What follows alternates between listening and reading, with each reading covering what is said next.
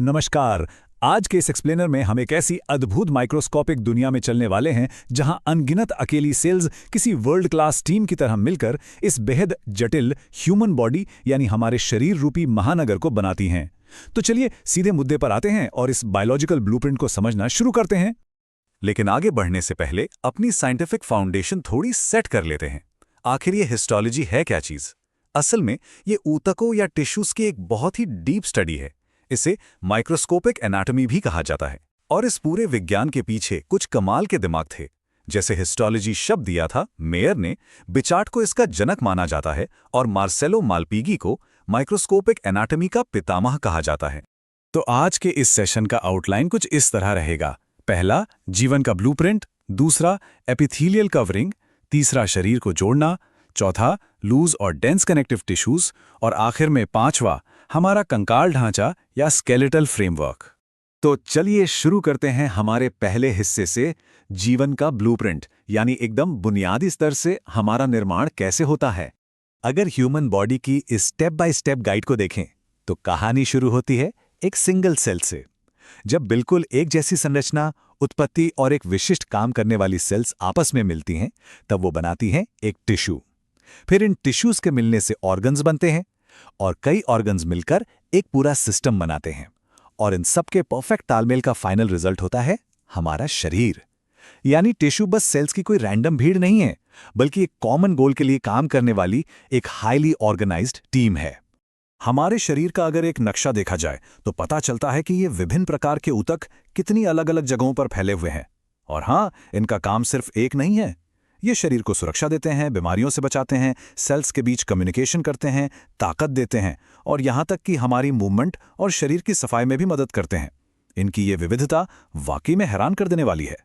अब बढ़ते हैं दूसरे हिस्से की तरफ, एपिथेलियल कवरिंग, जो शरीर की सतह को सुरक्षा देने और स्राव का काम करते हैं। यहाँ हम इन टिश्यूज के दो मुख्य ऑप्शंस को कंपेयर कर सकते हैं। एक होता है सिंपल एपिथेलियल टिश्यू, जिसमें सिर्फ एक सिंगल लेयर होती है और इसी वजह से ये वहां बड़ा काम आता है जहां चीजों का डिफ्यूजन या आदान प्रदान होना हो। इसके ठीक उलट कंपाउंड एपिथेलियल टिश्यू में सेल्स की कई लेयर्स होती हैं। अब इतनी लेयर्स होने का सीधा सा फायदा यह है कि ये शरीर को केमिकल और फिजिकल चोटों से एक तगड़ी सुरक्षा देता है। इसमें सिंपल स्क्वैमस एपिथेलियल टिश्यू का स्ट्रक्चर सच में बड़ा दिलचस्प है। इसकी सेल्स बिल्कुल चपटी और टेढ़ी मेढ़ी बाउंड्रीज वाली होती हैं, एकदम किसी फर्श पर बिछी हुई टाइल्स की तरह। और इसी वजह से इसे पेवमेंट एपिथेलियम भी बोलते हैं। इसकी यही पतली और चपटी बनावट इसे फिल्ट्रेशन और प्रसार वाले कामों के लिए एकदम परफेक्ट फिट बनाती है। चलिए इन आकारों की थोड़ी तुलना करते हैं। एक तरफ किडनी के नेफ्रॉन में क्यूबॉइडल यानी क्यूब के आकार की सेल्स होती हैं। इनका मुख्य काम चीजों को एब्जॉर्ब करना और सिक्रीट करना है। वहीं दूसरी तरफ होती हैं कोलुमिनर सेल्स, जो बिल्कुल लंबे खंभों जैसी दिखती हैं। इन लंबी सेल्स का जो न्यूक्लियस होता है वो इनके बेस में होता है। ये मुख्य रूप से लिवर या पित्त नलिका में एब्जॉर्प्शन का भारी काम संभालती हैं। रूप कैसे कार्य को निर्धारित करता है, ये उसका एक बेहतरीन उदाहरण है। अब आते हैं अपने तीसरे सेक्शन पर, शरीर को जोड़ना, जिसे हम मेसोडर्मल नेटवर्क भी कहते हैं। क्या हमें पता था कि मानव शरीर के कुल वजन का लगभग 30% हिस्सा सिर्फ इन कनेक्टिव टिश्यू से बना होता है? कनेक्टिव टिश्यू के अंदर का माहौल बिल्कुल किसी व्यस्त शहर जैसा होता है। यहाँ इंट्रासेल्युलर मैट्रिक्स नाम के एक बैकग्राउंड में कई तरह की स्पेशलाइज्ड सेल्स रहती हैं। यहाँ के सबसे खास निवासी हैं फाइब्रोब्लास्ट्स, जो मैट्रिक्स और फाइबर बनाते हैं। उसके बाद मैक्रोफेज, जो डेड सेल्स को साफ करते हैं, और मास्ट सेल्स, जो हमारे इम्यून सिस्टम के डिफेंस में बहुत बड़ा रोल प्ले करती हैं।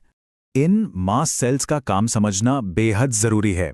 ये माइक्रोस्कोपिक सेल्स कुछ ऐसे पावरफुल केमिकल्स रिलीज करती हैं जो हमारी ब्लड वेसल्स को पूरी तरह कंट्रोल करते हैं, जैसे हेपेरिन, जो नसों के अंदर खून को जमने से रोकता है।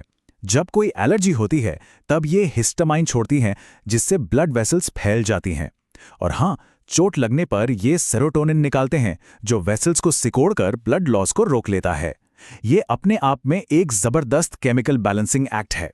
इसके बाद हमारा चौथा हिस्सा है लूज और डेंस कनेक्टिव टिश्यूज, जहां सारा खेल मैट्रिक्स और फाइबर का है।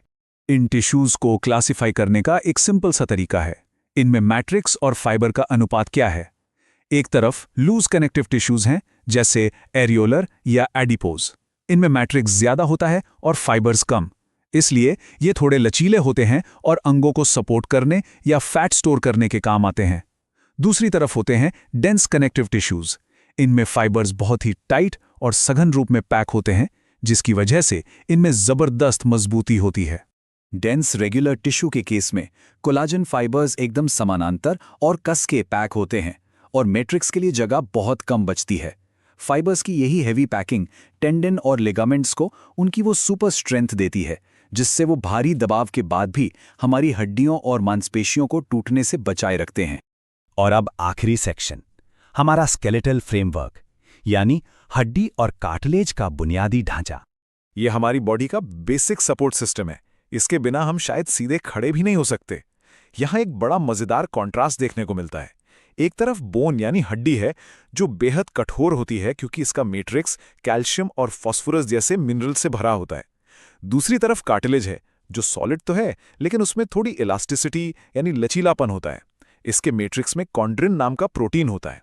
और सबसे हैरान करने वाली बात यह है कि कार्टिलेज के अंदर डायरेक्ट ब्लड सप्लाई होती नहीं है। हड्डी कोई निर्जीव पत्थर नहीं है, ये लगातार बदलती रहती है। इसमें ऑस्टियोब्लास्ट होती हैं जो नई बोन बनाती हैं। ऑस्टियोसाइट्स इनकी मैच्योर सेल्स हैं और ऑस्टियोक्लास्ट वो सेल्स हैं जो पुरानी या खराब हड्डी को तोड़कर उसे रिसाइकिल करती हैं। और शायद ये सुनकर हमें थोड़ी हैरानी हो कि इसी निरंतर रिसाइकलिंग की वजह से लगभग हर 10 साल में हमारा पूरा स्केलेटन अंदर से बिल्कुल नया हो चुका होता है। अगर एक हड्डी के मैक्रोस्ट्रक्चर को देखें तो उसके बिल्कुल बीच में मेडुलरी कैविटी होती है जहां बोन मैरो पाया जाता है, जो कि हमारी ब्लड सेल्स की फैक्ट्री है। वहीं दूसरी ओर कार्टिलेज का सिस्टम काफी सिंपल सा होता है, जहां चॉन्ड्रोसाइट्स नाम की सेल्स एक मैट्रिक्स के अंदर छोटे छोटे समूहों में मौजूद रहती हैं। तो हमने देखा कि कैसे एक साधारण सी सेल से लेकर एक सॉलिड हड्डी तक का कंस्ट्रक्शन होता है। पर अब जरा सोचिए, ह्यूमन बॉडी के इस माइंड ब्लोइंग कॉम्प्लिकेटेड डिजाइन को चालू रखने के लिए ये लाखों स्पेशलाइज्ड सेल्स हर एक सेकंड बिना किसी गलती के आपस में कैसे कम्युनिकेट और कोऑर्डिनेट करती होंगी। ये सच में एक ऐसा विचार है जो विज्ञान के प्रति किसी को भी विस्मित कर दे। इस अद्भुत ब्लूप्रिंट के बारे में सोच